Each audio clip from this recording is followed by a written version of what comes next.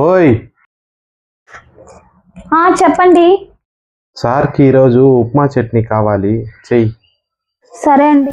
ఉరుములు నీ మూవలై మెరుపులు నీ నవ్వులై తొలకరి మేఘానివై రా అలివేణి పరుగులు నీ గానమై తరగలు నీ తాళమై చిలిపిగా చిందాడవే కిన్నెరసాని కాలానికే కాలాడక ఆగాలి నువ్వు ఆడే వేళ అది చూడగా మనసాగక ఆడాలి నీతో నింగి నేల తాళాలపై తణుకుల తరంగమై ఎంతో రుచిరా